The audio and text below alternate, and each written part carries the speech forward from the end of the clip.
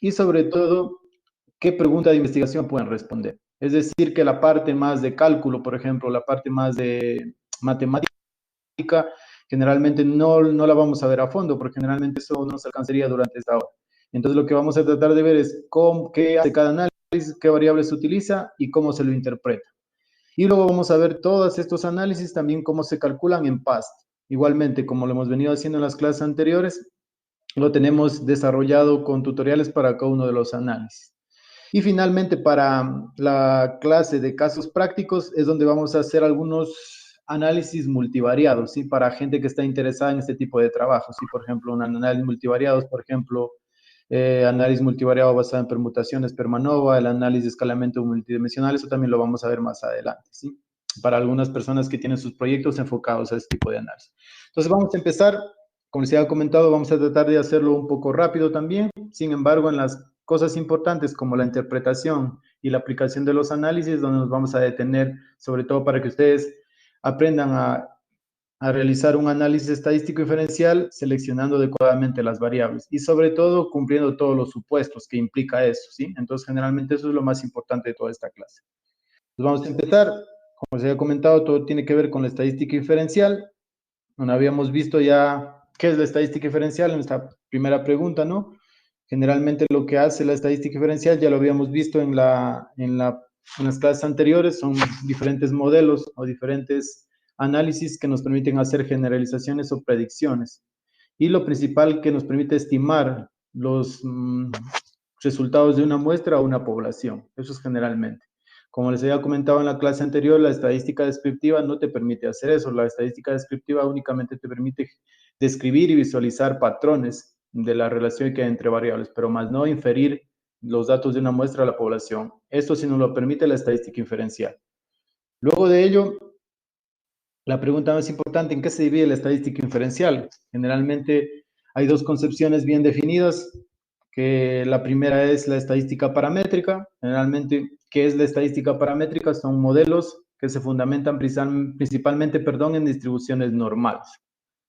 ¿Qué son las distribuciones normales? Generalmente todos conocemos lo que tiene que ver con la distribución normal, es la campana de Gauss, todo lo que tiene que ver con esta campanita, que todos, generalmente hay muchos datos que nosotros colectamos en el campo, muchos datos que nosotros registramos en muchas actividades diarias que generalmente siguen este tipo de distribuciones, las distribuciones normales, ¿no? Que más adelante vamos a ver qué es la distribución normal. Luego de ello tenemos la estadística no paramétrica. Generalmente la estadística no paramétrica, como su nombre lo dice, generalmente se fundamentan en distribuciones no normales. ¿Qué quiere decir? Que aquí hay la ausencia de una distribución normal. ¿Qué quiere decir esto? Que estas pruebas tienen una distribución libre, ¿sí?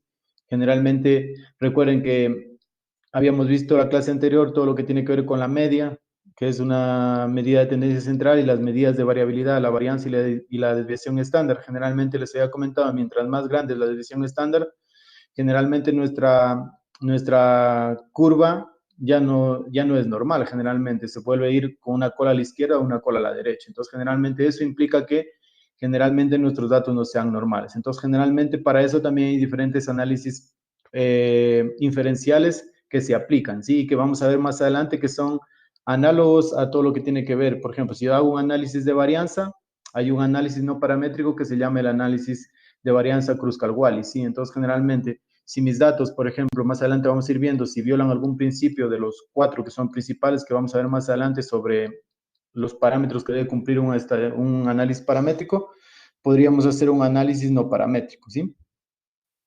Luego de ello tenemos cuáles son los requisitos de la estadística paramétrica. Esto es muy importante, ¿sí? Esta diapositiva yo creo que es clave dentro de todo lo que tiene que ver con la estadística paramétrica. ¿Cuáles son los requisitos principales? Hay 4 requisitos principales que tienen que ver con el cumplimiento de los supuestos de un análisis paramétrico. El primero es la independencia. ¿Qué quiere decir? Muestras independientes. Como se puede ver en esa figura, ahí ustedes tienen 4 o 5 figuras de casas, ¿no? Que son independientes, ¿sí? Entonces, ¿qué quiere decir que son independientes? Por ejemplo, cuando yo hago un análisis en laboratorio, por ejemplo, mido la germinación de semillas en diferentes cajas Petri, tenemos independencia de muestras.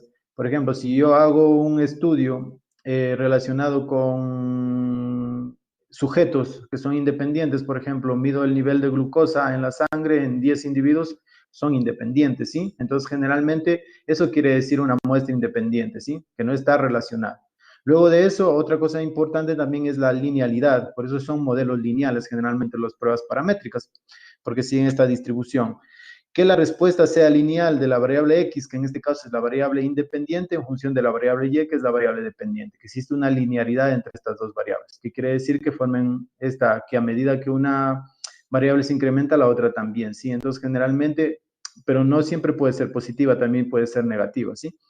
Luego tenemos lo que es la normalidad, que principalmente en esto se fundamenta lo que son los análisis paramétricos. La distribución normal de tipo gaussiana, la campana de Gauss, ¿sí? Esa campanita que todos conocemos, generalmente que implica que tenga una media aritmética constante y sobre todo que las desviaciones estándar sean muy cercanas a lo que es la media aritmética, ¿sí? Entonces esa es la idea de la distribución normal. Luego tenemos lo que es la homoscedasticidad, lo que se traduce con las varianzas deben ser constantes o iguales, que quiere decir que la distribución de las varianzas deben estar distribuidas de una manera homogénea, ¿sí? Entonces generalmente esos son los 4 principios que tienen que cumplir las pruebas paramétricas, ¿sí? Entonces, generalmente, partiendo de esta premisa, todas las pruebas paramétricas se fundamentan en lo que son la distribución normal, ¿sí? Entonces, desde ahí vamos a partir un poco para entender la diferencia entre lo que son las pruebas paramétricas y las pruebas no paramétricas, ¿sí? Entonces, si las pruebas paramétricas cumplen estos 4 supuestos, las pruebas no paramétricas violan estos 4 supuestos, ¿sí? O sea, las pruebas no paramétricas tienen una distribución libre, o sea, no les interesa si tienen una distribución de tipo gaussiana, ¿sí? Entonces, generalmente esa es la principal diferencia entre las dos. Luego de ello, algo súper interesante también es qué es la distribución normal, es lo que les quería comentar, porque generalmente todos los análisis paramétricos se fundamentan en la distribución normal. La distribución normal es una distribución en forma de campana, ¿sí? Generalmente, algo súper importante, como se ha mencionado anteriormente, es que muchas variables están asociadas a este tipo de distribución que nosotros podemos encontrar. Por ejemplo, generalmente nosotros cuando registramos algunos datos biológicos, no todos, ¿sí? Tienen una distribución normal, algunos tienen otro tipo de distribución, ¿sí? Que más adelante vamos a ver qué tipo de modelos podríamos utilizar para una distribución que no son normales, valga la redundancia, ¿sí? Partiendo de esta premisa, nosotros conocemos que la campana normal o la campana gaussiana tiene de media 0 y una desviación estándar 1. ¿Sí? Es quiere decir que está en el centro y que la desviación estándar está muy cerca de él, o sea que no se aleja. ¿Sí? Entonces, generalmente esa es la principal característica de la distribución normal. Luego de ello tenemos otra cosa súper interesante también que hay que considerar es que, ¿qué es la prueba de hipótesis? ¿No? Entonces, generalmente recuerden que habíamos visto que en la clase 3 mismo, sí, habíamos visto lo que tiene que ver con el planteamiento de hipótesis, ¿sí? Nosotros planteamos una hipótesis alterna y una hipótesis nula, ¿sí? Entonces, generalmente, ¿qué es lo que nos permite los análisis paramétricos de los datos de una muestra? Inferir o estimar a la población. Entonces, yo siempre voy a tener una hipótesis de partida. Mi hipótesis de partida puede ser, por ejemplo, más adelante vamos a ver si la concentración de metales pesados está condicionada por las diferentes zonas, ¿sí? Entonces, generalmente todo eso es una hipótesis. Entonces, yo esa hipótesis quiero comprobar, por ejemplo, si mis valores medios de la concentración de plomo de otro metal pesado cambian en las diferentes zonas. Entonces, yo siempre tengo que tener una hipótesis de partida, por eso es prueba de hipótesis, ¿sí? Entonces, generalmente eso es muy importante cuando yo voy a trabajar en lo que tiene que ver con estadística inferencial. Como les había comentado, hay algunos conceptos que generalmente nos estamos saltando porque no nos va a dar tiempo para describir luego todos los análisis que vamos a observar, ¿sí? Entonces, generalmente les estoy dando las cosas que son importantes y que son claves que uno tiene que tener presente para trabajar en lo que tiene que ver con los análisis paramétricos y no paramétricos. Luego de eso, algo importante también es lo que tiene que ver con el nivel de significancia, ¿sí? O lo que se denomina alfa. No se pregunta qué es el nivel de significancia. Generalmente el nivel de significancia está íntimamente correlacionado con la propuesta de hipótesis, ¿sí? Generalmente es la probabilidad de rechazar hipótesis nula cuando sea verdadera. Esto tiene que ver mucho con lo que es, con la tabla de doble entrada que es la de los errores, ¿sí? Entonces, generalmente, siempre en los textos, generalmente, y la mayor parte de gente que trabaja en estadística que dice que es un poco adecuado, aunque no es lo correcto, cometer error de tipo 1 que error de tipo 2, porque si nosotros cometemos el error de tipo 1 es rechazar la hipótesis nula cuando es verdadera. Sin embargo, si nosotros cometemos un error de tipo 2, no rechazamos una hipótesis nula cuando esta es falsa. Entonces, generalmente ese es un error un poco más grave que el error de tipo 1, sí, generalmente. Entonces, generalmente, lo que tiene que ver con el nivel de significancia, generalmente nos indica el riesgo que nosotros cometemos cuando comparamos con otro dato, ¿sí? Entonces, generalmente, si yo tengo por ejemplo, en este caso, un nivel de significancia del 0.5, esto me indica que tengo el 5% de riesgo de cometer un error, ¿sí? Y tengo el 95% de certeza de aceptar mi hipótesis de investigación. Sí, generalmente esto se maneja de una manera muy sencilla. Luego de ello tenemos todo lo que tiene que ver con otra cosa muy importante, que es el p-valor, ¿sí? Entonces nos vamos dando cuenta que todo esto está correlacionado. Hemos visto lo que es la curva normal, hemos visto lo que es la prueba de hipótesis, estamos viendo lo que es el nivel de significancia y luego vamos a ver lo que es el p-valor. ¿Qué es el p-valor? Es la probabilidad de la diferencia observada no se debe al azar. ¿Qué quiere decir esto? Es que yo siempre voy a probar algo, ¿sí? Voy a probar, por ejemplo, si la concentración de plomo depende de las zonas. Entonces, eso generalmente, si no depende de las zonas, generalmente es que se debe al azar. Pero si depende de las zonas, es que generalmente se debe a que las zonas tienen diferentes niveles de contaminación. Entonces, generalmente aquí tenemos los p-valores, o el que generalmente se utilizan, no son se puede utilizar, eso depende también del investigador el que quiera utilizarlos, pero generalmente los dos más comunes son los p-valor de 0.01 y el p-valor de 0.05, ¿sí? El p-valor de 0.01 quiere decir que nosotros tenemos el 99% de certeza de que nuestra hipótesis de investigación o alterna sea verdadera y el 1% de cometer el error. Y el p-valor de 0.05 quiere decir que yo tengo el 95% de certeza de que mi hipótesis de investigación sea verdadera y el 5% de cometer un error.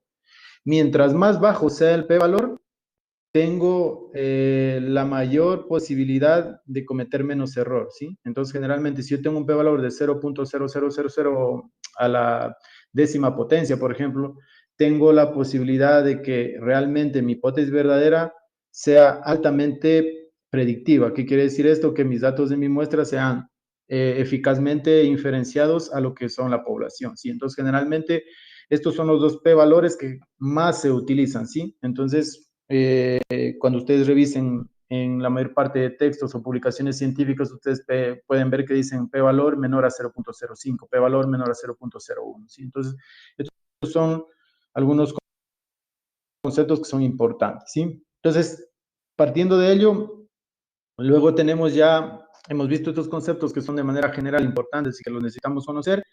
Vamos a ver qué pruebas nosotros podríamos realizar para comprobar la normalidad de nuestros datos, ¿sí? Entonces, por ejemplo, más adelante vamos a ver que al realizar un análisis de varianza, yo necesito comprobar realmente si mis datos provienen de una distribución normal.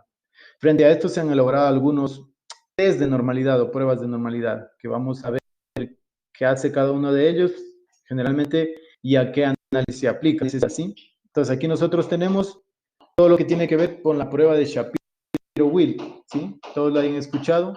La prueba de Shapiro-Wilk generalmente contrasta si un conjunto de datos se ajustan o no a una distribución normal. ¿Cómo se interpreta generalmente? Esta prueba se interpreta de la siguiente manera. Mi hipótesis nula generalmente es que mi p-valor es menor a 0.05, quiere decir que no hay normalidad. Entonces, más adelante vamos a ver cómo se calcula en paz, ¿sí? Luego, la hipótesis de investigación o la hipótesis alterna nos dice que p-valores mayores a 0.05 hay normalidad de datos. Generalmente, la prueba de Shapiro-Wilk se utiliza en muestras de menos de 50 datos, ¿sí? ¿Qué quiere decir esto? Que son un poco muestras pequeñas. Sin embargo, hay muchos investigadores que lo siguen utilizando, incluso para muestras mayores de 50 datos, ¿sí? Entonces, generalmente, pero la literatura te menciona que se aplica a la prueba de Shapiro-Wilk a datos que deben ser menos de 50 muestras, ¿sí? Es muy fácil de interpretarlo, como les digo, y por eso habíamos visto lo del p-valor, y si dan cuenta el p-valor el límite es el p-valor del 0.05, ¿no? Entonces, generalmente aquí nosotros tenemos cómo interpretar. Entonces, más adelante vamos a ver cómo se calcula en el programa y vamos a seguir este tipo de hipótesis para ver si nuestros datos son normales o no son normales, ¿sí? Luego de ello también tenemos otra prueba, ¿sí? Otra prueba de Kolmogorov-Smirnov, ¿sí? Generalmente que igualmente, se basa principalmente en ver si nuestros datos se ajustan a una distribución normal. La distribución normal que habíamos visto anteriormente, la campanita de Gauss, ¿no? O la campanita normal, ¿no?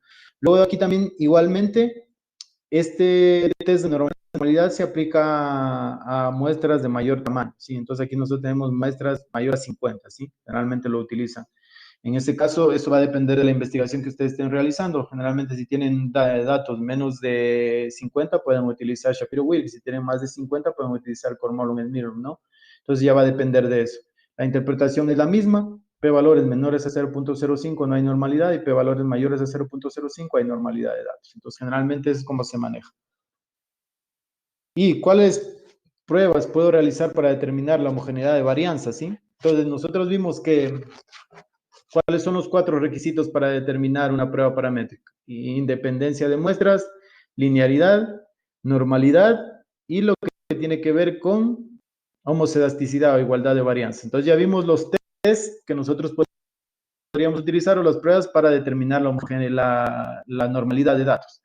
Ahora nosotros también necesitamos pruebas para determinar la homogeneidad de varianzas. En este caso nosotros tenemos algunos tests, ¿sí? Los principales.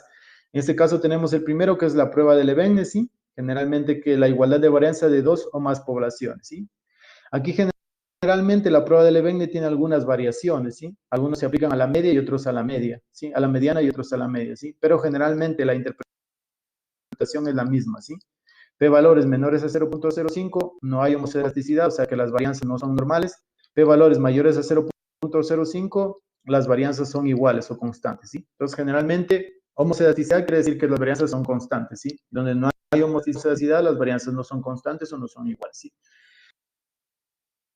Generalmente, la literatura menciona que la prueba de Leibniz se utiliza para grupos iguales, así que quiere decir que los grupos tengan el mismo número de muestras.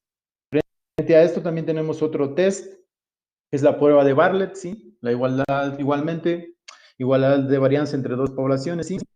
No hay necesidad que el tamaño de los grupos sea el mismo. ¿Qué quiere decir esto? Es que a veces, por ejemplo, sucede que yo estoy haciendo un muestreo y tengo 20 muestras en una localidad y 20 muestras en otra localidad, pero sucedió que en una localidad se me dañaron 2 muestras, generalmente no tienen el mismo tamaño de muestra, el mismo número de muestras. Entonces, generalmente, la prueba de Bartlett se aplica generalmente a este tipo de muestreo, ¿sí? Entonces, generalmente la interpretación es la misma. P-valores menores a 0.05 no hay homocedasticidad y P-valores mayores a 0.05 hay homocedasticidad, ¿sí? Entonces partimos de esa premisa, ¿no? Los dos primeros principios de una prueba paramétrica de independencia y linealidad los podemos ver fácilmente, ¿no? O definir fácilmente. Y las pruebas de normalidad podremos definirlos con las pruebas de Shapiro-Wilk y de Cormolon-Smirnov. Y las pruebas de homogeneidad de varianzas tenemos la prueba de Leven y la prueba de Bartlett, que son las principales. Hay otras más, sin embargo, yo he puesto las que más se utilizan generalmente, ¿sí? Luego de ello, algo súper importante también que hay que considerar es, generalmente recuerden que las pruebas que tienen que ver con análisis de varianza y todas las pruebas paramétricas generalmente te permiten encontrar diferencias entre medias y varianzas de varios grupos. Sin embargo, no te dicen entre qué grupos hay las diferencias. Entonces, generalmente frente a eso hay las pruebas post hoc, ¿sí? A posteriori, que se llaman también, que te ayudan a hacer comparaciones entre pares, ¿sí? Entonces, generalmente hay pruebas post hoc tanto para datos paramétricos como para datos no paramétricos. Es, por ejemplo, si yo estoy trabajando en la concentración de metales en 4 zonas, yo con el ANOVA puedo sacar realmente que mis medias y mis varianzas de la concentración de plomo cambian en las 4 zonas. Pero eso me dice el ANOVA, sin embargo, yo no sé entre qué zonas son las diferencias, ¿sí? Entonces, generalmente es lo que te hace una prueba post hoc o una prueba a posteriori. Entonces, son muy útiles cuando yo necesito ver entre qué zonas o entre qué grupos realmente son las diferencias.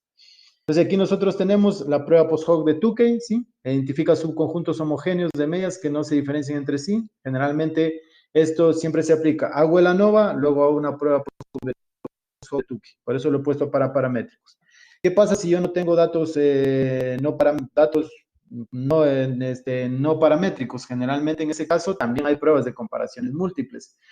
Aquí tenemos, si yo hago la ANOVA Kruskal-Wallis, que es una prueba no paramétrica, generalmente yo puedo hacer la prueba post hoc de Dunn, el Dunn test se llama así generalmente. Entonces, si pueden dar cuenta que generalmente cuando yo estoy trabajando en un proyecto de investigación, no porque mis datos no sean normales, ya mi investigación no tiene validez, ¿no? Generalmente ustedes tienen una prueba no paramétrica que se aplica fácilmente a sus datos y sobre todo también tienen una prueba de comparaciones múltiples que pueden aplicarla, ¿sí? Entonces, generalmente tengan datos normales o tengan datos que no tengan una distribución normal, igual siguen siendo válidos para aplicar cualquier tipo de estadística. En el caso de que sean normales, la paramétrica, y en el caso de que sean no normales, la no paramétrica, ¿sí? Entonces, generalmente esto es un poco la parte principal también que hay que entender un poco para yo trabajar con los análisis estadísticos. Como les había dicho, lo que yo lo estoy tratando de explicar en esta clase es eso, qué pruebas ustedes necesitan utilizar,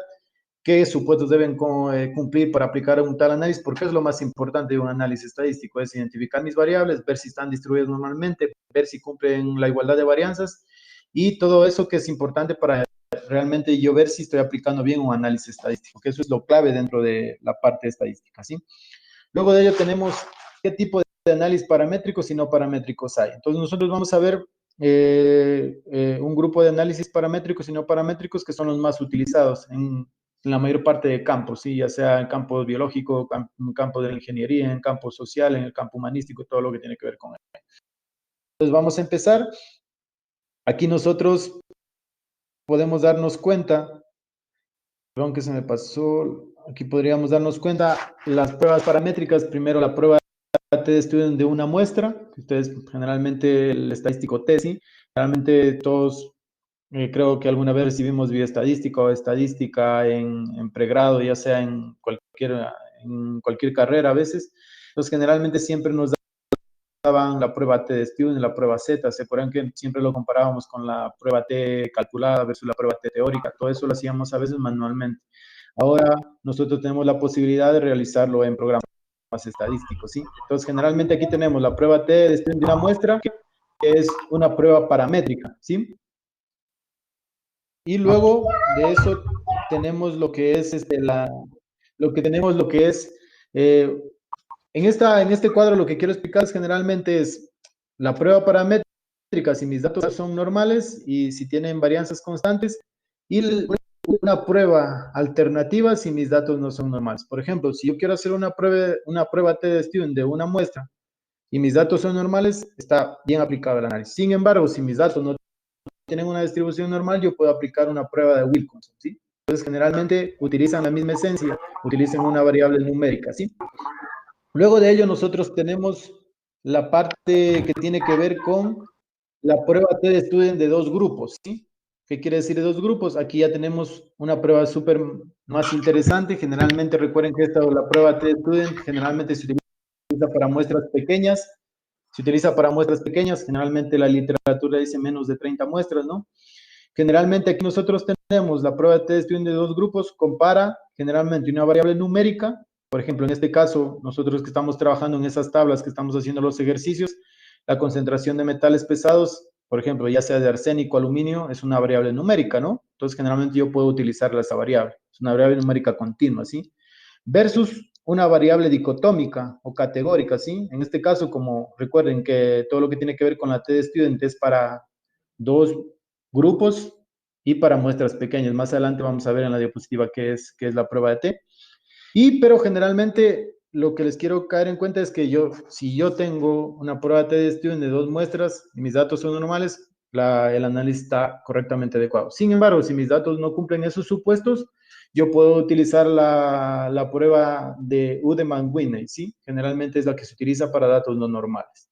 Entonces, generalmente se van dando cuenta que para una prueba paramétrica, yo tengo una prueba alternativa no paramétrica, ¿sí? Luego de ello también tenemos lo que es el análisis de varianza o lo que es el ANOVA, ¿no? Generalmente el ANOVA sigue casi el mismo esquema que una prueba T de dos grupos, sin embargo aquí son más de dos grupos, generalmente es cuando yo trabajo con un ANOVA, ¿sí? Entonces generalmente con el análisis de varianza es cuando mis datos son normales y el ANOVA Kruskal-Wallis cuando mis datos no son normales. ¿Qué tipo de variables utilizan los dos? El mismo tipo de variables. Utilizan una variable numérica, que puede ser la concentración de cualquier metal pesado, ¿sí? Versus una variable categórica con más de dos grupos, ¿sí? Recuerdan que la prueba T era con dos grupos, ¿sí? Entonces, generalmente una variable dicotómica, ¿no? Luego de ello también tenemos el coeficiente de correlación. ¿sí? A veces es importante o siempre te dicen, quiero ver si hay una correlación entre la velocidad del viento y la producción de energía, por ejemplo. Entonces me digo, ¿qué tipo de análisis utilizo? ¿Un ANOVA voy a utilizarlo? No, no puedo utilizar un ANOVA porque el ANOVA utiliza una variable numérica y una variable categórica.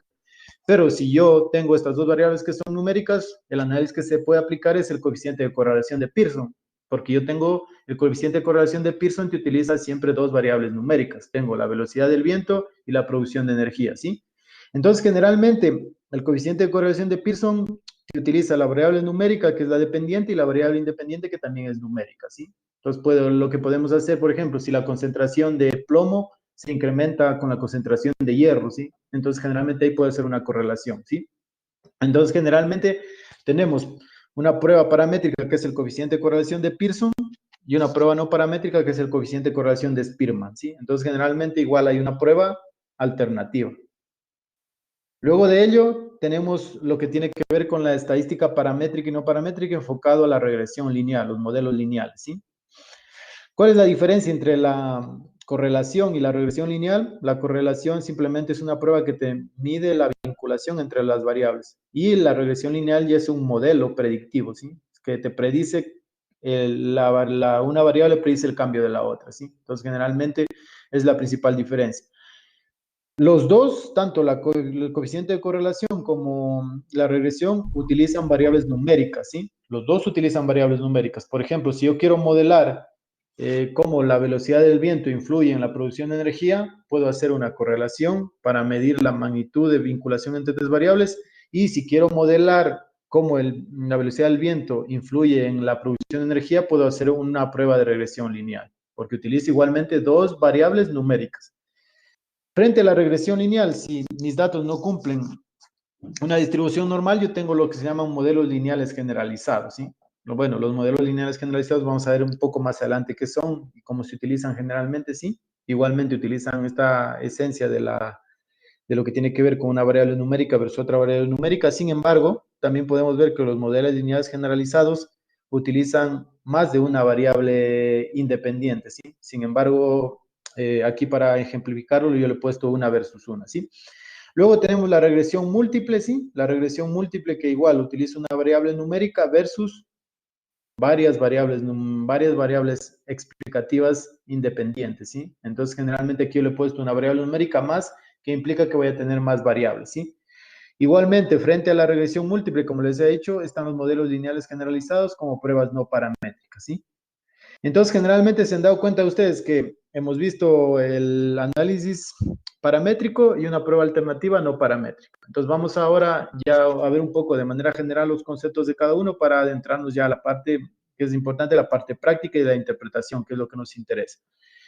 Partiendo de esto, entonces aquí nosotros vamos a ver qué es aquí está.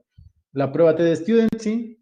Es la media de la población individual es igual al valor objetivo. ¿Qué quiere decir? Es que yo comparo las medias a un valor objetivo porque es de una muestra, ¿sí? Por ejemplo, aquí yo quiero comparar si mi media es igual a 10, sería mi hipótesis nula, y mi hipótesis alternativa es que mi media es diferente de 10, ¿sí? Entonces, generalmente aquí mi hipótesis traducida a la investigación que estamos haciendo en las tablas con las prácticas, el arsénico es igual a un valor dado, por ejemplo, la media del arsénico es igual a 5, es igual a 6, entonces yo quiero comprobar eso, ¿sí?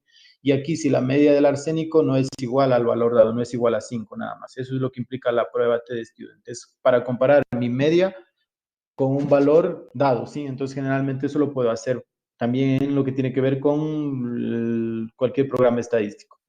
Datos importantes que yo tengo que tener presente cuando hago una prueba de T, generalmente el estadístico T, ¿sí? El T calculado. No sé si, bueno, recuerdan que generalmente nosotros manejamos una T teórica y una T calculada. Entonces, cuando nosotros calculábamos la T, la íbamos a comparar con la T de la tabla del libro de bioestadística. Generalmente aquí esto ya no los hace directamente el programa. ¿Sí? El programa nos dice, generalmente compara la T calculada con la T teórica y me da lo que es el p-valor, el nivel de significancia. Entonces, para cuando yo hago una prueba T de Student, me tengo que enfocar un poco en el estadístico T y en el p-valor. Entonces, generalmente recuerden que les había comentado que los dos p-valor más utilizados son el p-valor de 0.05 y el p-valor de 0.001, ¿sí? Entonces, generalmente con esos dos yo puedo trabajar. Luego de ello, Frente a la prueba paramétrica, tenemos la no paramétrica, que es la prueba de Wilkinson de una muestra. Igual, estima la mediana de la población para compararla con un valor objeto, ¿sí? Igualmente, hace lo mismo, mi hipótesis nula, arsénico es igual al valor dado y el arsénico no es igual al valor dado. Entonces, la concentración. Entonces, es lo que me está tratando de comprobar con la hipótesis. Recuerden que todos estos análisis tienen una prueba de hipótesis, ¿no? Una hipótesis nula y una hipótesis alternativa. Igual aquí el dato importante es el W, que es el estadístico calculado, y el p-valor, que es el nivel de significancia. Generalmente son las cosas importantes, ¿no? Luego de ello tenemos lo que es la prueba T de Student de dos muestras, ¿sí? Entonces, generalmente les había comentado, la prueba T de Student de dos muestras está enfocado a que las medias de la población de los grupos independientes son diferentes. Algo que les quería aclarar aquí es que ustedes se van a encontrar también con la prueba T para grupos dependientes, que son generalmente la prueba T pareada. Esta no la vamos a ver aquí, ¿sí? Generalmente, pero si quieren realizar el análisis en paz, igual alguien que esté trabajando con datos pareados lo podríamos hacer. Sin embargo, eso no lo vamos a tratar aquí.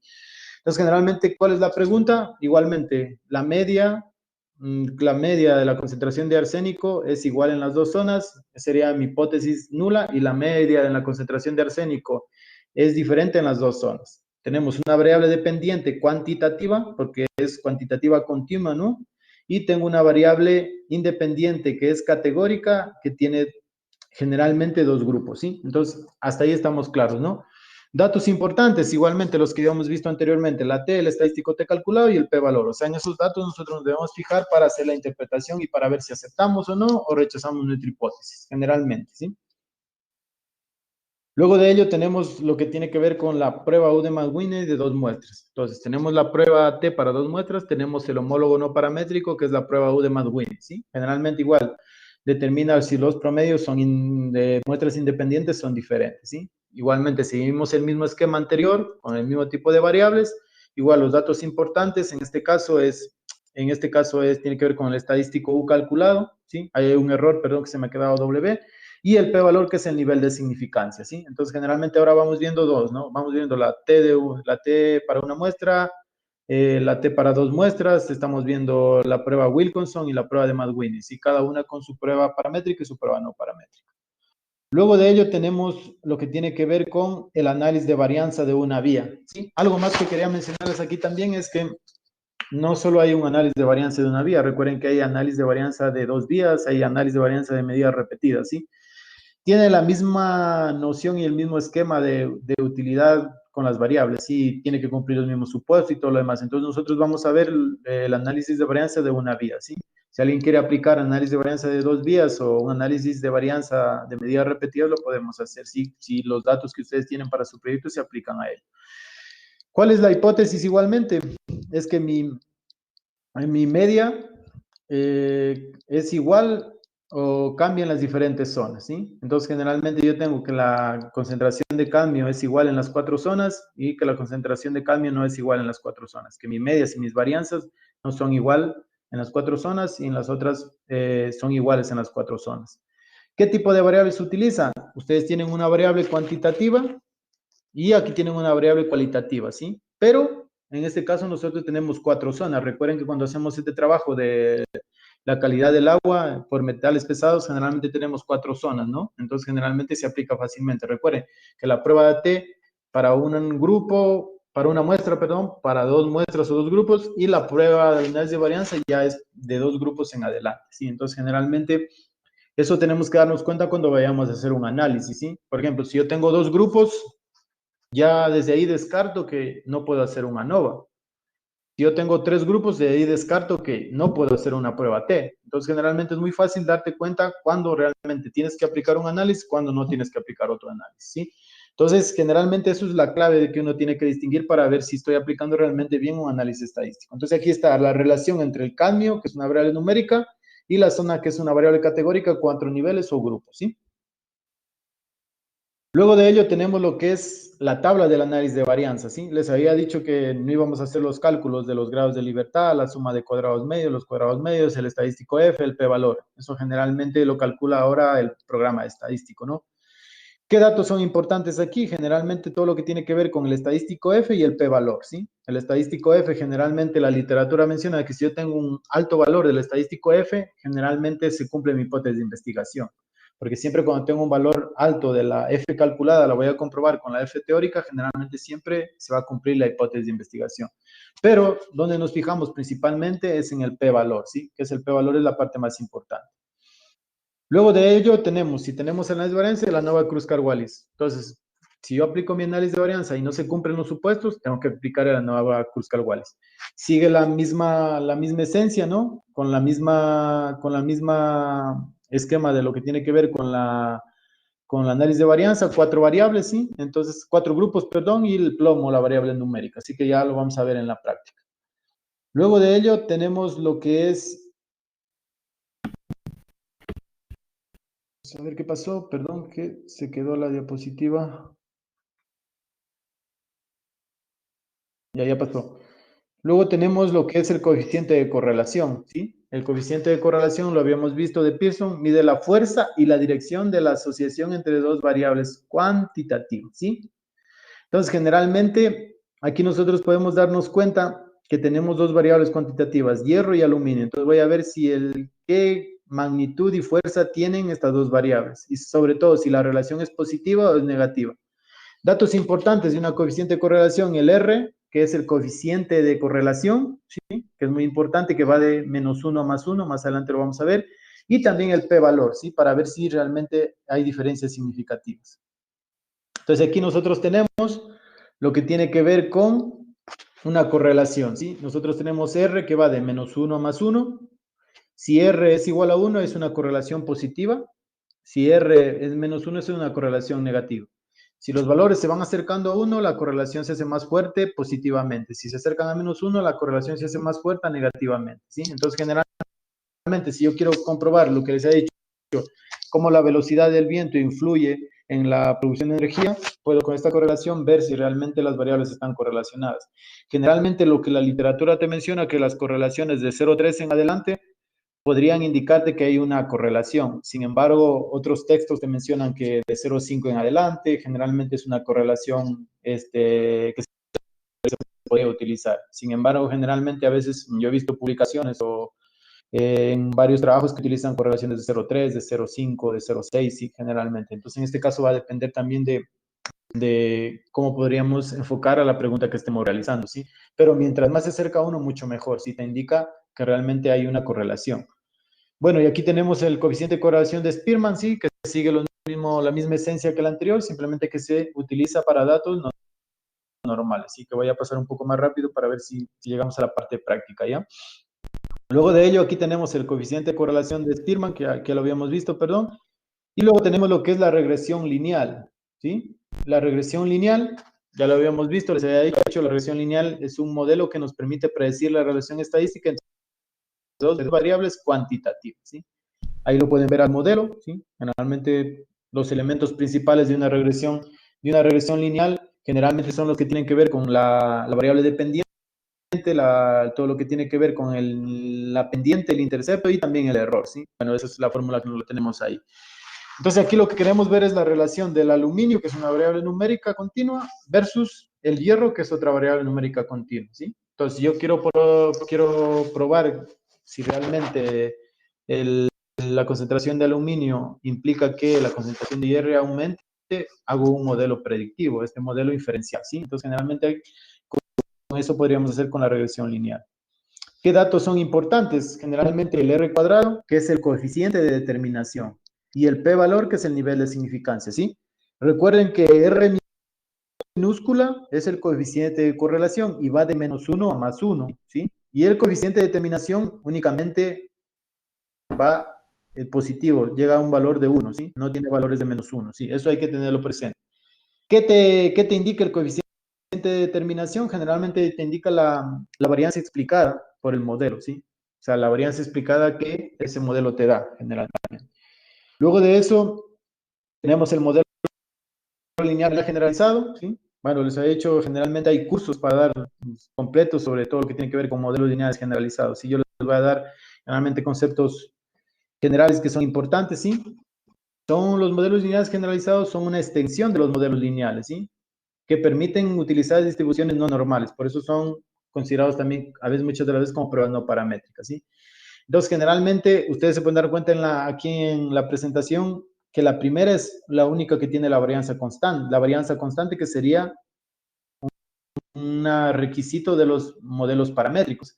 Sin embargo, las figuras, las últimas dos, generalmente tienen una respuesta diferente, una en forma de campana, el otro en una forma de una curva invertida, ¿sí? Entonces, generalmente ese tipo de distribuciones no son normales. Frente a eso, una opción que queda generalmente y que también menciona la literatura es que hay como transformar las variables para que se vuelvan normales, por ejemplo, logarítmica a raíz cuadrada, eso va a depender. Sin embargo, al hacer la transformación de las variables, sigue habiendo el problema de normalidad. Entonces, generalmente, a veces toca aplicar este tipo de modelos, ¿sí? Frente a esto, generalmente tenemos todo lo que tiene que ver con los modelos lineales generalizados. Se fundamentan en dos principios, ¿sí? El primero es la estructura de errores y la función de vínculos, ¿sí? ¿Qué es la estructura de errores? Permite especificar distintos errores o distribuciones. Por ejemplo, ahí tenemos normal, distribución de Poisson, binomial, gamma, exponencial, ¿sí? Entonces, ya no únicamente me permite trabajar con la normal, sino me permite trabajar con otro tipo de distribuciones, por ejemplo, binomiales de Poisson, ¿sí? Y la función de vínculo, miren lo que hace, eso es lo importante, la función de vínculo es la que permite linearizar la relación entre las variables al transformar la variable dependiente. Entonces, lo que hace es transformarla, ¿sí? En el transcurso de ejecución del modelo, transforma la variable dependiente. Entonces, hace que este tipo de error se aplique efectivamente a la función de vínculo y el modelo de lineal generalizado esté bien aplicado. Entonces, generalmente es una herramienta que se utiliza mucho, ¿sí? Aquí en Paz hay una desventaja con el modelo lineal generalizado porque te deja hacer únicamente el modelo de 1 versus 1, ¿sí? Una variable dependiente versus una variable independiente en Paz. No te deja hacer más. Sin embargo, en R es más fácil porque te deja hacer diferentes modelos, ¿sí? O sea, modelos entre 1 versus 1, 1 versus 13, ¿sí? Entonces, realmente igual, como les había mencionado, en la parte práctica igual vamos a hacerlo en R y en Paz, ¿no? Bueno, ahora ustedes lo están realizando en Paz, pero cuando ya tengamos, luego que pase todo esto, esperemos que pronto vamos a tener la parte práctica. Entonces, aquí, ¿qué cosas son importantes del modelo generalizado? Igualmente que la regresión lineal, ¿sí? Que cualquier otro, tienes un estadístico y tienes el valor P, ¿sí? El valor P, que es el nivel de significancia que se encuentra aquí, ¿sí? Entonces, realmente, si tú obtienes un P valor menor a 0.05, aceptas tu hipótesis de investigación y rechazas la hipótesis nula, de que realmente la concentración de plomo está influenciada por la concentración de hierro. Entonces, generalmente esa es la forma como se trabaja. Y luego de aquí tenemos la regresión lineal múltiple. ¿Cuál es la diferencia? Sigue los mismos principios de la regresión simple, sin embargo, que la regresión lineal múltiple utiliza una variable dependiente versus varias independientes, ¿sí? Entonces, aquí lo que estoy haciendo, modelando la concentración de cobre en función de la concentración de aluminio y de manganeso, ¿sí? Entonces, generalmente, esa es la diferencia. Puedo tener variables, sí puedo tener una relación entre variable dependiente 1 y unas 5 o 6 variables independientes. Eso va a depender de lo que usted trabaja, ¿sí? ¿Qué otras cosas son importantes también? Bien, dentro de lo que tiene que ver con la regresión lineal múltiple, igualmente el R cuadrado, el coeficiente de determinación y el p-valor, ¿sí? Entonces aquí te da generalmente el R cuadrado del 0,62, bueno, aquí te dice 0,62, más adelante vamos a ver cómo es la interpretación. Y luego aquí tenemos generalmente la regresión lineal múltiple, la tabla como te da en Paz, ¿sí? Entonces aquí podríamos darnos cuenta que está la influencia de manganeso y aluminio en lo que tiene que ver con la concentración de cobre. Y aquí vemos si realmente el p-valor y el r cuadrado, ¿sí? Entonces, generalmente eso va a depender de cómo veamos el modelo. Entonces, vamos ahora ya quiero adentrarme a la parte práctica, ¿sí? Entonces, esto voy a pasar súper rápido porque esto ya lo hemos hecho. Cómo cargar la tabla en PAST, ya lo saben, ¿no? Cargamos la tabla, ¿no? Estas son simplemente cómo cargar la tabla. Recuerden no olvidarse, si vamos a trabajar en la fila type, tienes que colocar qué variables de grupo, ¿sí? Sobre todo, porque si no, cuando vas a hacer el análisis de varianza, no te deja, porque si no le pones variable de grupo a una persona, te la coge como una variable numérica, entonces no te va a dejar hacer el análisis. ¿Sí? Entonces, no olvidar eso. Luego de eso, aquí tenemos todo lo que tiene que ver, la tabla ya está importada, ¿no? Y vamos a ver cómo realizamos una prueba T-Student para una muestra, ¿no? Pues aquí está. Igual está, lo que les quería mencionar es que cada análisis está hecho en tutorial. Entonces, lo que yo me voy a enfocar un poco es a la parte interpretativa, que es lo que nos interesa. Entonces, aquí seleccionamos la variable manganeso. Simplemente quiero ver si mi hipótesis de investigación es que si realmente las concentraciones de manganeso cambian en función de un valor dado, ¿no?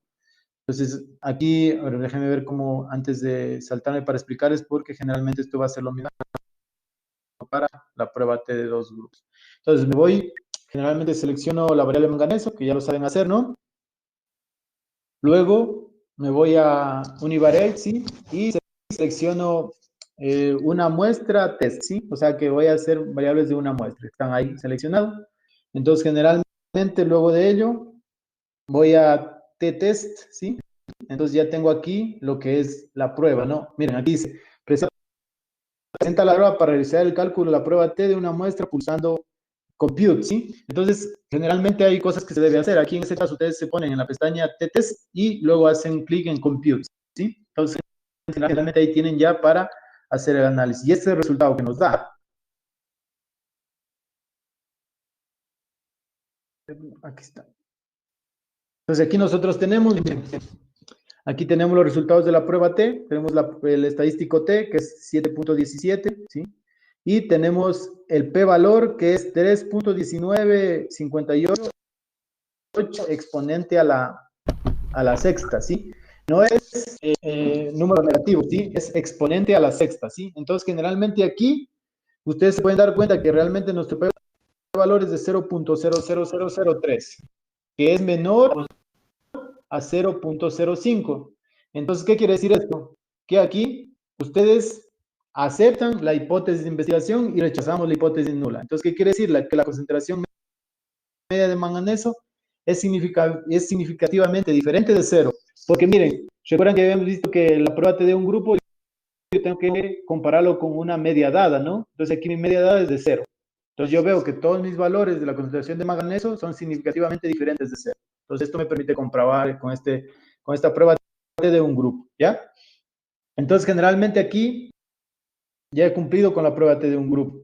Sin embargo, viene la pregunta, ¿mis datos son normales o tengo que aplicar una prueba no paramétrica? Entonces, para comprobar si mis datos son normales, hago clic en la variable igual, ¿sí? Me voy a ver si, por ejemplo, para comprobar la normalidad entre las variables manganeso dentro de la pestaña univariate mismo, y aquí se acuerdan que habíamos visto normality test, ¿sí? Entonces aquí yo selecciono en univariate, luego en normality test y puedo ver si realmente mi variable tiene una distribución normal. Me voy y luego puedo ver aquí, miren, obtenemos el test de la unidad de Shapiro-Wilk y otras pruebas adicionales, ¿sí? Aquí tenemos el test de Shapiro. ¿Por qué nosotros utilizamos el test de Shapiro? Porque generalmente nosotros tenemos menos de 30 muestras, ¿no? Para lo que tiene que ver con la prueba T, ¿sí? Porque estoy trabajando íntegramente con las dos zonas. Estoy trabajando con la zona norte y con la zona centro. Entonces, generalmente ahí tengo 8 y 8, 16. O sea, tengo 16 muestras. Entonces, generalmente se aplica bien el test de Shapiro-Wilk, ¿no? Entonces, aquí, imagínense, el P normal me dice 1.368 a la quinta, elevado a la quinta, ¿no? Entonces, ¿qué es lo que sucede aquí? ¿Recuerdan que habíamos visto cuál es la esencia de que Shapiro-Wilk te dice P valores menores a 0.05 no son normales? P valores mayores a 0.05 son normales. Entonces, aquí está. Como nuestro p-valor es menor a 0.05, no hay una distribución normal. Entonces nuestra prueba T paramétrica está mal aplicada. Entonces yo tengo que hacer una prueba no paramétrica, ¿no? Entonces esto es lo importante de trabajar con la estadística inferencial y sobre todo aplicar bien el análisis, porque generalmente en trabajos anteriores lo que hacían los investigadores era únicamente aplicar análisis estadístico y se olvidaba de comprobar todos estos supuestos, el supuesto de normalidad, el supuesto de homogeneidad de varianzas, todo lo que tiene que ver con ello. Entonces, actualmente ya se trabaja con este tipo de estadísticos, ¿no? Luego aquí nosotros en la pestaña universal seleccionamos la pestaña una muestra, igualmente, sí, es igualmente siguiendo el mismo esquema anterior. Y aquí nosotros ya seleccionamos Wilkinson, ¿no? Wilkinson generalmente es la prueba no paramétrica. ¿Por qué tenemos que utilizar Wilkinson? Porque nuestros datos no son normales. Entonces, generalmente me doy cuenta que puedo utilizar pruebas no paramétricas. Entonces, igualmente hago el cálculo Y ustedes se pueden dar cuenta aquí, generalmente, que nosotros tenemos aquí el P de la media es de 0.06. Entonces aquí rechazamos la hipótesis de investigación. ¿Por qué? Porque nuestro P valor es mayor a 0.05. La concentración media de arsénico es igual a 0. ¿Sí? Entonces generalmente aquí podemos darnos cuenta que la concentración de arsénico es igual a 0. Entonces sí, porque se puede dar cuenta que hay muchos valores de arsénico que tienen valores de 0. Entonces generalmente esto es como yo compruebo mi hipótesis de investigación, ¿sí? Entonces, generalmente, una cosa bueno, a veces con tanta información puede causar confusión, pero una cosa que quiero que no la confunda, una cosa son las pruebas de normalidad y de homoscedaticidad que los análisis paramétricos y no paramétricos, ¿sí? Las pruebas para ver normalidad y homoscedaticidad son herramientas para comprobar esos dos supuestos de las pruebas, ¿sí? No tienen nada que ver un poco con la comprobación de mi hipótesis de investigación, ¿sí? Ojalá me haya hecho entender, ¿sí? Solo son herramientas. Por ejemplo, yo quiero saber si mis datos son normales y tengo una prueba paramétrica, utilizo Shapiro, ¿sí? Y veo si mis datos no son normales, tengo que aplicar una prueba no paramétrica, ¿no? Entonces, generalmente es una herramienta para saber si realmente estoy aplicando bien mi análisis paramétrico, ¿sí? Luego de ello, nosotros tenemos cómo realizar una prueba de t-Student para dos muestras, ¿sí? Entonces, aquí ya vemos para dos muestras. Entonces, aquí vamos a ver, nosotros seleccionamos, recuerden cuál es la esencia de la prueba T. Muestras pequeñas, dos grupos, una variable categórica con dos grupos y una variable numérica. Entonces, aquí yo tengo zona, control y centro, dos grupos, ¿verdad? Y tengo manganeso, que es una variable numérica. La variable manganeso es una variable dependiente. Quiero ver si las medias y las variancias cambian entre estas zonas. Entonces, eso es lo que voy a hacer. Entonces, ya no es una prueba T de un grupo, de una muestra o de un grupo, sino es una prueba T de dos grupos, ¿no? Entonces, aquí vamos a ver, en la pestaña Univariate seleccionamos la pestaña Two Sample Test, ¿sí? Entonces, aquí nosotros tenemos vamos a hacer una prueba T de dos muestras. Entonces seleccionamos, igualmente aquí tenemos, mira, aquí se da cuenta que dice, bueno, no se ve muy bien, pero bueno, ya en la diapositiva cuando la tengan, que dice dos muestras, ¿sí? Que vamos a hacer una prueba T de dos muestras. Entonces seleccionamos y aquí nosotros tenemos ya la tabla hecha o realizada de lo que tiene que ver con la prueba T. Entonces, generalmente, ¿qué datos son importantes en esta diapositiva? Generalmente el estadístico T y lo que tiene que ver con el p-valor, ¿sí? En este caso, el p-valor que nosotros tenemos generalmente es de, bueno, no se ve muy bien ahí, bueno, ya cuando lo tengan en la diapositiva pueden ver, pero sin embargo el p-valor es menor a 0.05. Entonces, generalmente, el p-valor de la prueba T, ¿sí? El p-valor de la aplicación de la prueba T, no del test de normalidad. Por eso les digo, no confundir el test de normalidad o de homocelasticidad con la aplicación de la prueba como tal. Entonces, aquí nosotros vemos que el p-valor es menor a 0.05. Entonces, rechazamos la hipótesis y aceptamos la hipótesis de investigación. ¿Qué quiere decir? Que realmente la concentración o las medias de la concentración de manganeso son significativamente diferentes entre la zona control y centro. Entonces, imagínense este tipo de análisis sirve de mucho cuando yo estoy trabajando en comparar las medias de diferentes grupos, ¿sí? De dos grupos. Entonces, generalmente, si estoy probando, por ejemplo, el nivel de conocimiento entre dos cursos, por ejemplo, el nivel de aceptación de un político entre la población rural o la población urbana, sí, entonces hay muchas preguntas que ustedes pueden hacerse en función de ello, ¿sí? Entonces, generalmente, aquí nosotros también tenemos todo lo que tiene que ver con, luego vamos a ver si se cumple el supuesto de normalidad con estas variables, ¿no? Entonces, vamos a ver si se cumplen realmente. Aquí nosotros vamos a ver que nosotros tenemos para comprobar la normalidad. Igualmente seguimos el mismo esquema que ya está hecho para las anteriores pruebas, ¿sí? Aquí ponemos las variables en la prueba de normalidad y obtenemos lo mismo, ¿no? Obtenemos el test de Shapiro, ¿sí? Entonces, el test de Shapiro, mire lo que dice aquí Shapiro 0.91 y Shapiro 0.96.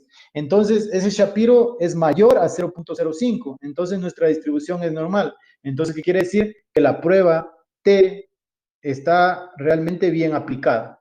Entonces, no tenemos que hacer una prueba no paramétrica, porque nuestro test de normalidad nos dice que realmente nuestros datos tienen una distribución normal. Entonces, ¿se imaginan? Cuando yo tengo que hacer una prueba no paramétrica es cuando mis datos no tienen una distribución normal.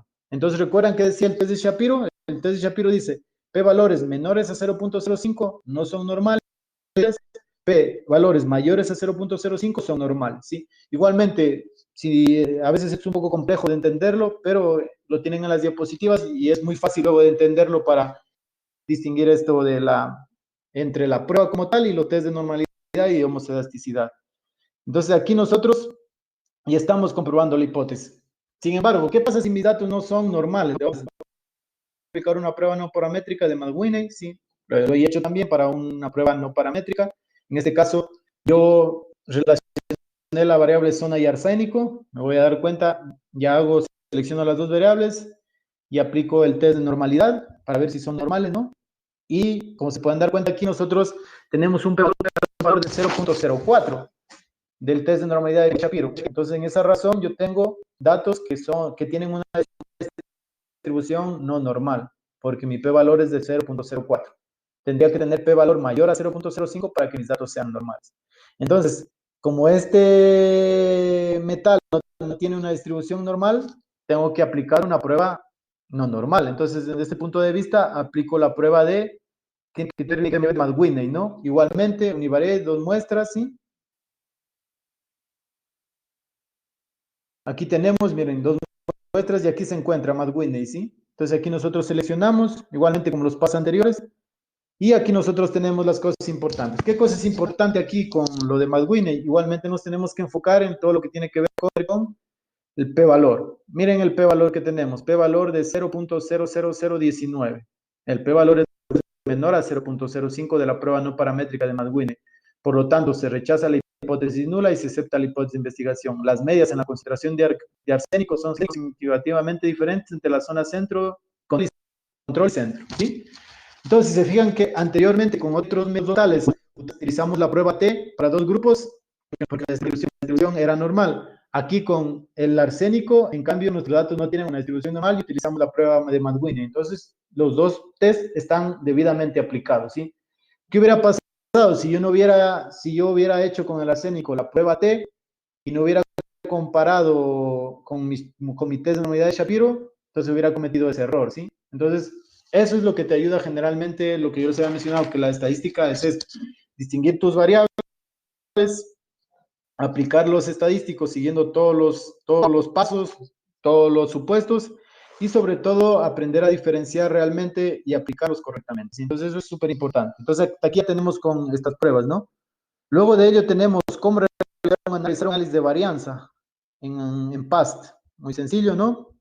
Aquí seleccionamos dos variables, entonces ya nos olvidamos de un grupo y de dos grupos. Ahora llegamos a más de dos grupos, ¿no? Entonces aquí nosotros tenemos la variable zona, que vamos a correlacionarla con cadmio, ¿no? Entonces vamos a ver qué sucede con el análisis de varianza.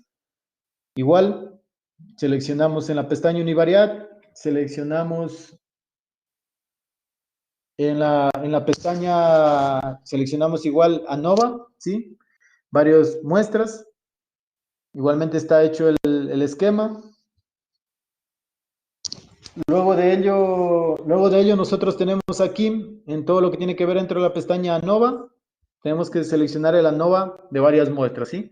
Si se fijan aquí, algo que quiero aclararles un poco yo he replicado nuevamente el análisis, los pasos, sin embargo, se dan cuenta que aquí, en este mismo análisis, te calcula ya ANOVA Kruskal-Wallis. O sea, ¿qué quiere decir? Al momento que tú aplicas ya el ANOVA, si tus datos no son normales, tú ya tienes el Kruskal-Wallis en esa tabla, si me entiendes, en esa misma tabla que calculas. Entonces, generalmente, en ese sentido, PAS es muy eficaz en el que tiene que ver con el ANOVA, porque te calcula, en el ANOVA te calcula el ANOVA de una vía, te calcula el ANOVA Kruskal-Wallis, te calcula la prueba Tukey, te calcula la prueba de Levene para homogeneidad de varianzas. Lo único que tienes que calcular aparte es la test de normalidad, la prueba de normalidad de Shapiro, ¿sí? Entonces, generalmente, era para aclararles un poco. Luego de aquí, nosotros tenemos los resultados, ANOVA de una vía, ¿sí? Entonces, aquí nosotros tenemos la interpretación, miren, diferencia entre grupos, tienen un p-valor de 0.38, entonces, realmente es significativo, mi p-valor es menor a 0.05, rechazo la hipótesis nula y acepto la hipótesis alternativa de investigación. La concentración de cadmio cambia en las diferentes zonas realmente. Entonces, ya tengo mi hipótesis comprobada. Y recuerden que la variable, perdón, el análisis de varianza es de más de 2 grupos, ¿sí? Entonces, en este caso ya lo tenemos solucionado. ¿Cómo saber si cumplimos el supuesto de normalidad? Ya lo habíamos visto, es de la manera similar que lo hemos hecho en lo que tiene que ver con la prueba T. Sin embargo, aquí te da los gráficos de residuales, ¿sí? Miren este gráfico de los residuales, ¿sí? ¿Qué quiere decir los residuales? Son los valores residuales versus los valores observados. En este caso se dan cuenta que todos los valores casi siguen una línea recta. Sin embargo, tienen dos valores atípicos arriba. Entonces, ese gráfico a mí me da una tendencia, o recuerden lo que hacían los gráficos exploratorios, indicando patrones. Yo aquí podría decir que es una distribución normal. Vamos a ver, yo con ese gráfico podría decir que sigue una distribución normal, pero no puedo concluir. Frente a eso, tengo que hacer todo lo que tiene que ver con el test de normalidad, ¿sí? Entonces aquí vamos a ver, y se dan cuenta que realmente hay normalidad de datos, porque todos nuestros p-valores son mayores a 0.05. Entonces, generalmente nuestra distribución es normal. Está bien aplicado nuestro análisis de varianza. Entonces, hasta ahí todo bien. ¿Cómo saber si cumplimos el supuesto de homogeneidad de varianzas también? Sí, recuerden que teníamos que ver con Shapiro, todo lo que tiene que ver con normalidad, y también tenemos que ver con la homogeneidad de varianzas con el test de Levene, o con lo que tiene que ver con la prueba de Bartlett. En este caso vamos a ver el test de Levene, ¿sí? Entonces, les había mencionado que en la misma data del resultado de la ANOVA, nosotros obtenemos el test de Levene en la parte, bueno, en la línea penúltima, ¿no? Entonces, nosotros tenemos aquí. Si se pueden dar cuenta, el p-valor es mayor a 0.05. Por lo tanto, nuestro modelo es homocedástico o varianzas constantes. Entonces, generalmente yo ya he cumplido realmente con mis dos supuestos principales. Los datos son normales y los datos tienen varianzas constantes. Entonces, mi prueba de análisis de varianza está correctamente adecuada. Entonces, ¿qué quiere decir esto? Estos son los supuestos que uno debe aplicarlo, ¿sí? El análisis de varianza no solo dice aplicar el análisis y listo, ¿no? Tienen que comprobar los residuos, tienen que aplicar, ver si son homocedásticos y tienen que ver también si realmente tienen una distribución normal. Entonces, generalmente, eso es muy importante. Luego de ello, tenemos aquí, luego de la ANOVA, puedo realizar una comparación post-hoc entre grupos. Esa es la prueba post-hoc, ¿sí? Les había comentado que el análisis de varianza únicamente te dice que hay diferencias significativas en la concentración de un metal en las zonas, pero no te dice entre qué zonas. Porque entonces, ¿qué te hacen la prueba post-hoc? Te hacen comparaciones entre pares, comparaciones múltiples. Entonces, aquí nosotros tenemos cómo calcular la prueba post-hoc de Tukey. Aquí tenemos en la misma tabla, bueno, ¿se dan cuenta que salía en la misma tabla Tukey también? Voy a hacer el proceso aquí. Igual zona con cadmio. Seleccionamos ANOVA, hacemos el mismo proceso anterior. Y aquí nosotros obtenemos la tabla, ¿sí? Y aquí está Tukey, ¿sí? Entonces, aquí nosotros vemos, se dan cuenta las comparaciones entre pares, ¿sí? Entonces, se dan cuenta que ustedes tienen la comparación entre todo lo que tiene que ver el control con centro, con control.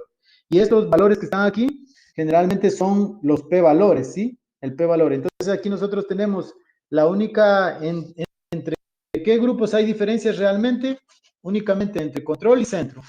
Se dan cuenta generalmente que las diferencias significativas en la concentración de cobre entre estas dos zonas, generalmente. Si se dan cuenta, entonces yo puedo, si quiero identificar focos de contaminación, puedo decir entre estas dos zonas y realmente hay diferencias, porque en las otras zonas son los mismos niveles de contaminación, ¿sí? Entonces, generalmente eso es algo súper importante. Entonces, eso es lo que te ayudan las pruebas post-hoc, ¿sí? Hacer comparaciones entre los grupos, porque la prueba de la ANOVA únicamente te dice, hay diferencias significativas de la concentración de cobre o de cualquier metal en las diferentes zonas, pero no entre qué zonas. Esto es lo que te ayuda en lo que tiene que ver con las pruebas post-hoc, ¿sí?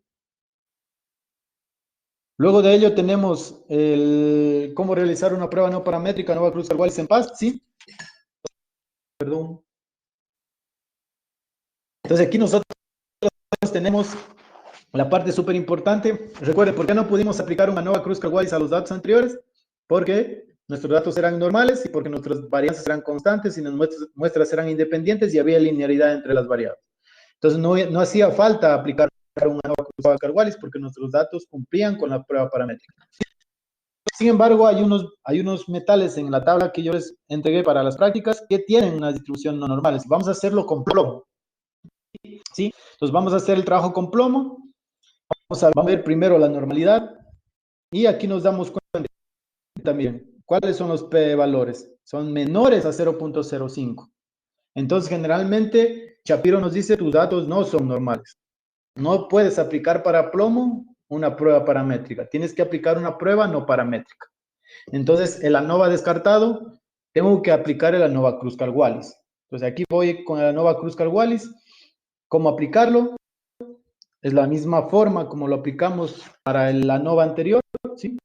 Seleccionamos las dos variables, buscamos, este esquema ya es rutinario, por eso ya me lo paso rápido, porque generalmente son los mismos pasos anteriores, y me voy a la interpretación, que es lo más importante. Entonces aquí nosotros, miren, en la tabla general ya vemos Kruskal-Wallis, ¿no? Y aquí, ¿qué datos son importantes? Igualmente, la prueba chi y el estadístico chi cuadrado, ¿sí? Y lo que tiene que ver con el P, ¿sí? El P-valor. En este caso, nosotros tenemos un P-valor de 0.0052, que es menor a 0.05. Entonces, aceptamos nuestra hipótesis de investigación. La concentración de plomo cambia en las diferentes zonas. Realmente la concentración cambia. Nuestros datos no son normales, no puedo hacer el ANOVA, pero hice la ANOVA Kruskal-Wallis y realmente hay diferencias significativas.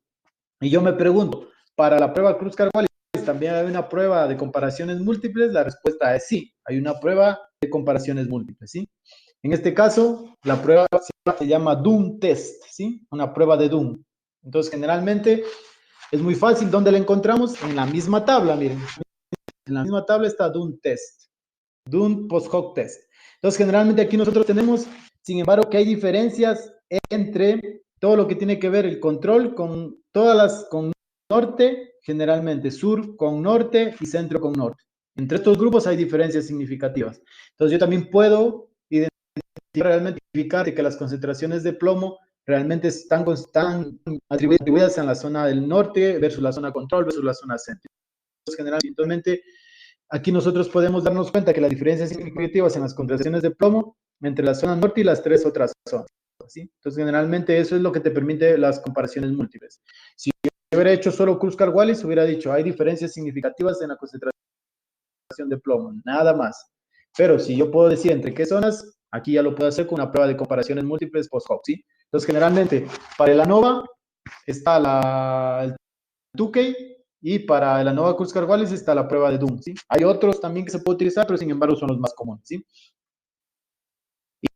Y bueno, no sé, yo creo que si seguimos con la clase, creo que cuarto y las 8 ya la terminamos, ¿sí? De una vez, me parece. Entonces, generalmente ya solo me queda ver un poco la correlación y la regresión y un poco de la regresión múltiple. Entonces, para luego tener unos 10 minutitos para hacer unas preguntas, por favor, ¿sí?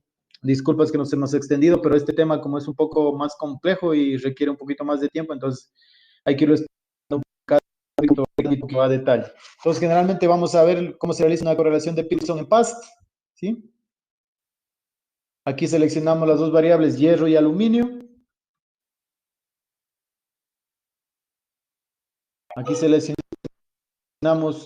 en univariate, seleccionamos correlation, ¿sí? Entonces, aquí vamos a hacer la correlación. Recuerden que habíamos visto correlación de Pearson y correlación de Spearman.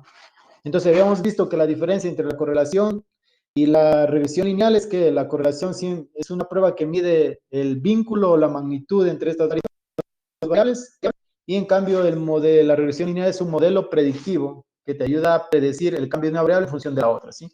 Entonces, generalmente aquí nosotros tenemos la correlación. Vamos a la matriz. Aquí nosotros obtenemos ya en la pestaña Table, ¿sí? Presentamos la tabla de correlación de Pearson. Miren, aquí está.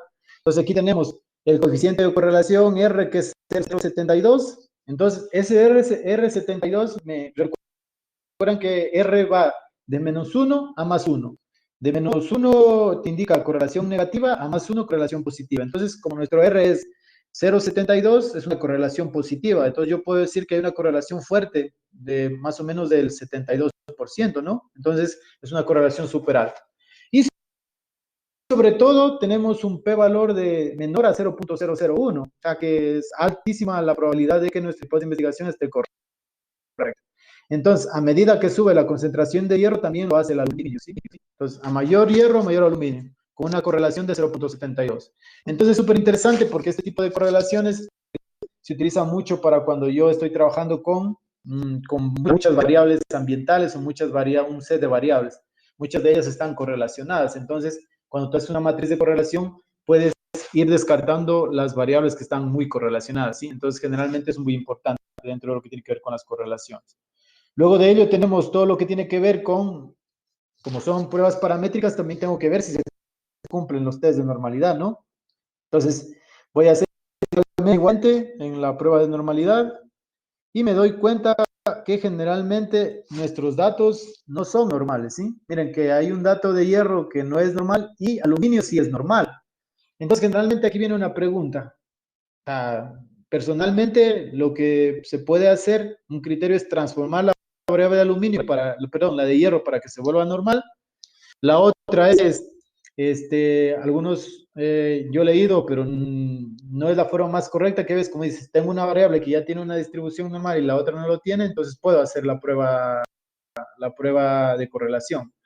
Sin embargo, lo más aconsejable es trabajar con una prueba paramétrica, ¿sí? Entonces, en este caso, como vemos que una de las variables no tiene una distribución normal, en ese caso, no está bien aplicada mi regresión. Entonces, perdón, mi correlación. Entonces, tengo que aplicar una prueba no paramétrica. Entonces, me voy a lo que tiene que ver con la prueba de correlación de Spearman, ¿sí? Entonces, en este caso, igualmente, con las mismas dos variables, en la misma de correlación. Sin embargo, aquí hay una cosa que debemos aplicar. Tenemos que seleccionar en la pestaña Correlation Statistics, tenemos que relacionar Spearman, ¿sí? Entonces aquí está la tercera, ¿sí? Los rangos de Spearman, ¿sí? Que es la tercera. Entonces aquí hay que seleccionarla y obtenemos. Sin embargo, aquí nosotros nos podemos dar cuenta que el coeficiente de correlación es de 0.86, es mejor, ¿no? Que el anterior que era de 0.76 y nuestro p-valor es menor a 0.0001. Entonces, generalmente, igualmente, se dan cuenta que con la correlación paramétrica de Pearson, igualmente había una correlación alta y también con la de Spearman. ¿Con cuál nos quedamos? La pregunta. Nos debemos quedar con la correlación de Spearman porque nuestros datos no presentaban una distribución normal, ¿sí? Entonces, eso es lo importante también de aplicar este tipo de análisis. Luego de eso, llegamos a cómo realizar una regresión lineal en PAST, ¿sí? Es otra cosa súper importante. ¿Cómo la realizamos? Seleccionamos hierro y aluminio, ¿sí? Seleccionamos las mismas dos variables. Vamos a un modelo lineal. Igual aquí seleccionamos Vivarate, ¿sí? Y luego de eso, nosotros aquí, perdón, a ver, aquí creo que me salté algo. Aquí nosotros presentamos los resultados del modelo de regresión lineal donde las pestañas, ¿cuáles son importantes que debemos analizar? Plot, Statistics, Residuals y Plot de Residuals, ¿sí? Esos son los datos que nosotros necesitamos para interpretar. Entonces, vamos interpretándolo uno por uno. ¿Qué significa? Plot, miren, es un gráfico similar al que obtuvimos en la correlación, ¿no? Se observa una selección lineal positiva. A medida que sube la concentración de hierro, también lo hace el aluminio, ¿no? Entonces parece lineal, ¿no? Vamos a ver. Entonces, esa es la interpretación primera. Luego, nos vamos a las pruebas estadísticas. ¿Cuál es la parte importante aquí también? Miren, se dan cuenta que aquí en R también te calcula directamente, cuando hago la regresión lineal, te calcula la correlación de Pearson, miren. 0.72, ¿se acuerdan que era eso la correlación de Pearson? Entonces te la calcula ahí también, ¿sí? Entonces puedes calcularlo, si tú quieres haces la regresión lineal y puedes obtener ahí también ya la regresión, la correlación. Sin embargo, aquí nosotros, como podemos ver, de 0.072, vemos que sobre el hierro tiende a una alta correlación positiva. Hasta ahí vamos bien. Todavía no hemos visto la parte importante de la regresión lineal. Y llegamos a la parte clave de lo que tiene que ver con la regresión lineal. Aquí nosotros nos vamos al coeficiente de determinación. ¿Se acuerdan que hemos visto coeficiente de correlación de -1 más 1?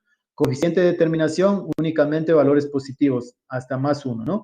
Entonces, generalmente aquí nosotros tenemos un R cuadrado de 0.52 y el coeficiente de determinación se presenta con R cuadrado minúscula o R cuadrado mayúsculo en ciertos casos, ¿sí? Pero aquí nosotros podemos decir que el 52% del incremento en la concentración de aluminio se explica por una mayor concentración de hierro. Entonces, ¿qué quiere decir? La concentración de hierro me predice la concentración de aluminio. Es un modelo lineal, un modelo que me predice que a mayor concentración de aluminio, mayor concentración de hierro. Eso es lo que no hace la prueba de correlación. No te dice cuánto te explica de los cambios de una variable sobre la otra con el modelo, ¿sí? Entonces, generalmente, esta es la potencialidad que tiene la regresión lineal. Pero vamos a ver si cumplimos con los supuestos, ¿no? Y bueno, aquí tenemos ya la parte de otra, perdón, que me estaba olvidando, es el nivel de significancia. Miren, tenemos 3.16 exponente a la menos 0.6. Es un valor súper bajo. En cualquier límite era 0.05. Entonces aquí nosotros podemos decir que aceptamos nuestra hipótesis de investigación. La concentración de hierro influye positivamente en la concentración de aluminio. ¿Y cuánto explicaba? Explicaba más del 50% de la variabilidad. O sea que es un buen modelo. O sea que estos datos son eficazmente analizados y nos explican mucha variabilidad. Pues generalmente es lo que hace la regresión. Entonces, generalmente se puede trabajar de una manera muy efectiva haciendo regresiones aquí en FAST, ¿sí? Me parece que es una buena herramienta para trabajar con regresiones. Luego de eso, ¿cómo sabemos si nuestros datos son normales? Siguiendo los mismos esquemas anteriores. Y aquí nos vamos a dar cuenta que nuestros datos no son normales. Miren, igual tenemos únicamente el aluminio es normal, ¿no? Entonces, generalmente la regresión lineal, en ese caso, no está bien aplicada a estos datos. Entonces, tenemos que hacer una prueba no paramétrica. En este caso, la prueba que más se aplica y la que les había comentado es el modelo lineal generalizado, ¿sí? El modelo generalizado mixto, pero el modelo lineal generalizado nomás. Entonces, aquí hacemos lo mismo. Sin embargo, aquí seleccionamos en Model, seleccionamos el modelo lineal generalizado. Entonces, aquí ya seleccionamos. Vamos a ver. Y aquí obtenemos dos pestañas que son importantes, plot, y statistics, ¿sí? Entonces aquí nosotros tenemos esas dos variables que son importantes y que las vamos a analizar. Imagínense aquí plot, igualmente, se dan cuenta que es muy parecido a lo que vimos en la regresión lineal, ¿sí? Entonces, sin embargo, ¿cuál es la diferencia aquí? Que nosotros estamos utilizando una distribución de errores normal, pero estamos utilizando esta función de vínculo que se llama identidad. Y esa función lo que te permite es transformar tu variable de respuesta. Te la transforma y te permite realmente sacar un modelo adecuado y ajustado. Entonces aquí nosotros con este gráfico podemos observar que el hierro sube a medida que el aluminio sube, ¿no? Y aquí nosotros podemos darnos cuenta que generalmente aquí tenemos un p-valor que es menor a 0.05, ¿sí? Entonces distribución de errores normal, la función de vínculo identidad, es la que estamos utilizando. Y nos vamos finalmente a los resultados, que es lo que nos interesa. Entonces nos vamos aquí, nivel de significancia, P menor, miren, ¿cuánto es? 1.14 exponente a la octava. Entonces tienen menor a 0.00001, ¿sí? Entonces, nuestro P-valor es menor que 0.05. Aceptamos la hipótesis de investigación. La concentración de hierro influye positivamente en la concentración de aluminio. Con la regresión lineal, probamos esta hipótesis, pero ¿por qué no pudimos dejarla? ¿Por qué no dejamos la regresión lineal? Porque nuestras variables no presentaban una distribución normal. Con el GLM comprobamos la misma hipótesis y este es el análisis que es adecuado y que debemos dejarlo, ¿sí? Entonces, generalmente es como ha quedado el trabajo, ¿no? Luego de eso tenemos cómo realizar una regresión múltiple, ¿sí? Para terminar ya, ojalá aún se encuentren a veces tanta información es un poco complejo, pero sin embargo he tratado de hacerla más esquemática y lo más entendible posible, sobre todo, ¿sí? Y bueno, vamos a hacer una regresión. Ya les habíamos dicho, tenemos la variable dependiente cobre versus las dos variables independientes, manganeso y aluminio. Vamos a ver qué sucede. Seleccionamos en model, igual lineal. Y aquí nosotros tenemos, miren, ¿se acuerdan que era bivariado para dos variables? Pero aquí tenemos múltiple. Una dependiente y n independientes. ¿Qué quiere decir que voy a tener una variable dependiente versus varias independientes? Entonces, selecciono y obtengo los resultados. Igualmente, lo que nos interesa es statistics y numbers, ¿sí? Entonces, aquí nosotros podemos ver en la tabla cosas importantes que tenemos que ir discutiendo. Aquí nosotros tenemos el R cuadrado, si se pueden fijar, ¿qué era el R cuadrado? El coeficiente de variación, tenemos 0.62, o sea que es un modelo súper bueno, el 62% del incremento de la concentración de cobre se explica por una mayor concentración de y aluminio, ¿sí? Entonces por ahí estamos bien, ¿no? Tenemos un R cuadrado súper alto, que es muy interesante. Luego de ello, vamos a ver realmente si nuestro modelo es significativo y sobre todo, algo súper importante también aquí es el p-valor, ¿no? P-valor 7.60 exponente a la séptima. Entonces, generalmente 0.060 y el 7. Entonces, nuestro p-valor es altamente significativo. Entonces, aceptamos la hipótesis de investigación o alternativa en que la concentración de cobre se explica por una mayor concentración de manganeso y aluminio. Entonces, aquí estamos viendo que esto se aplica, ¿no? Y algo súper importante que nos da también la regresión múltiple es una tabla cada una de las variables y sus coeficientes, sus R cuadrados y sus P valores. Entonces aquí, miren, si ustedes se pueden fijar en el modelo del manganeso, el P valor no es significativo. Sin embargo, en el aluminio, el P valor es altamente significativo y el R cuadrado es de 58. ¿Qué quiere decir esto? Que realmente la concentración de cobre se explica por una mayor concentración de aluminio, que es el 58%, más no de manganeso. O sea, que si yo quito manganeso y hago una regresión simple, puede ser que me quede un mejor modelo que una regresión múltiple, porque veo que manganeso no ejerce ninguna influencia, ¿sí? Entonces, generalmente, una cosa que quería aclararles con esto es que todo lo que tiene que ver con las pruebas de modelamiento es eso, hacer varias pruebas. O sea, quito una variable, pongo otra variable, la transformo, no la transformo, ¿sí? Eso quiere decir un entrenamiento, ¿sí? O sea, tratar de buscar el modelo que sea más ajustable a la realidad, o sea, el modelo más adecuado, ¿sí? Entonces, generalmente hemos visto de una manera un poco rápida todo lo que tiene que ver con las diferentes pruebas paramétricas. Igualmente, para probar la normalidad, hacemos todo lo que está aquí, ¿sí? Shapiro, miren, Shapiro nos dice que todos los tres son normales, miren, 1, 2 y 3, cobre, manganeso y aluminio son normales todos los tres, entonces estoy trabajando bien, mi regresión múltiple está adecuada, entonces no tengo nada más que ese modelo es adecuado y me explica correctamente lo que estoy haciendo, ¿sí? Y bueno, algo que me había olvidado en las semanas anteriores es cómo guardar un archivo en paz, ¿sí? O sea, cómo guardar una sesión. Entonces, generalmente es muy fácil. Vamos a ver cómo se hace. Son 3 diapositivas ya para no cansarlos más. Seleccionamos recuerden, seleccionamos toda la tabla. Luego nos vamos a la pestaña File y ponemos Save, guardar, ¿sí? Y le ponemos un nombre y nuestro archivo se ha guardado, ¿sí? Generalmente es como lo guardamos al archivo principal de todo lo que tiene que ver con análisis en paz. Bueno, generalmente eso era lo que teníamos planificado para el día de hoy.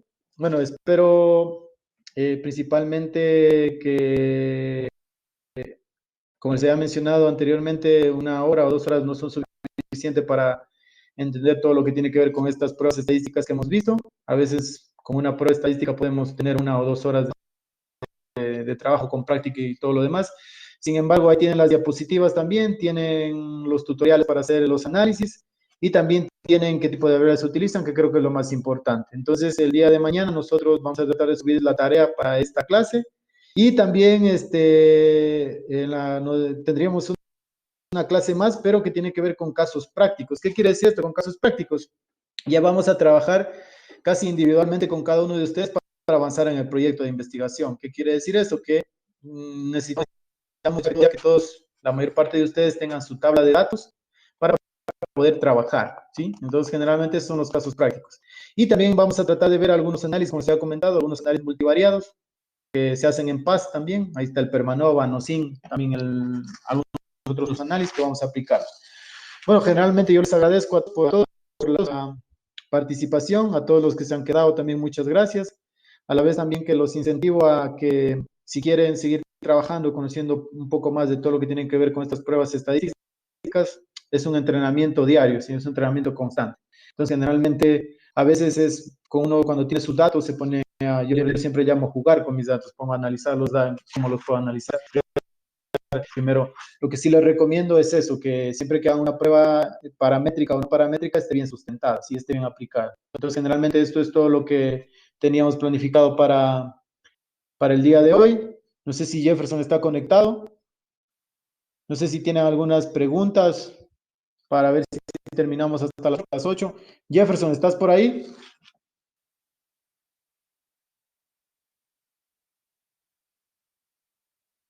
Creo que Jefferson no está conectado. No sé si me escuchan, si tienen alguna pregunta. Yo les activo el micrófono para ver si quieren hablar o quieren preguntarme algo. Entonces, a ver, tenemos Hola, algunas hola, rondas de preguntas. ¿me escuchas? Hola Ángel, Ah, bueno, tenemos una... ya volvió Jefferson. Sí, sí. Sí, sí, hay que dejar el audio para volverse a conectar, entonces ahí se pierde un poquito la conexión. Hay una pregunta de Jorge Luis de cómo define una variable independiente en PAST.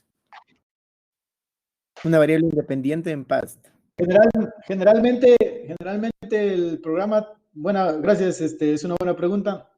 Te coge a la primera variable que seleccionas como independiente, como dependiente, ¿sí? Como, como independiente me preguntaste o dependiente, perdón. Dependiente Independiente, dijo, ¿no?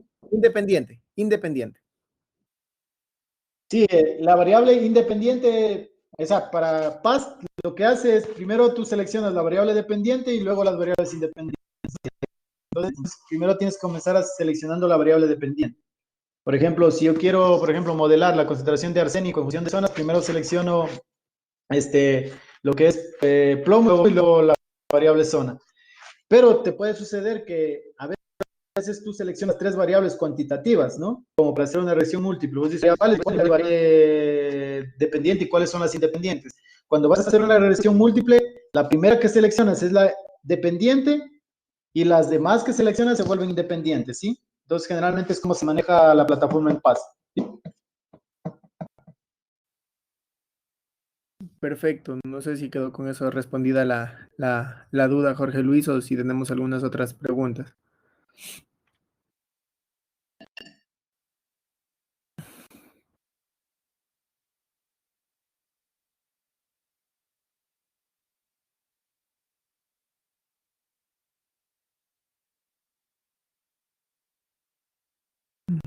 Esperemos un momento para ver, si no, pues ya daríamos por finalizada la clase. Parece que están escribiendo Sí, todavía. creo que hoy fue un poco, yo creo que fue un poco de 2 horas, entonces sí les había cansado un poco, pero bueno.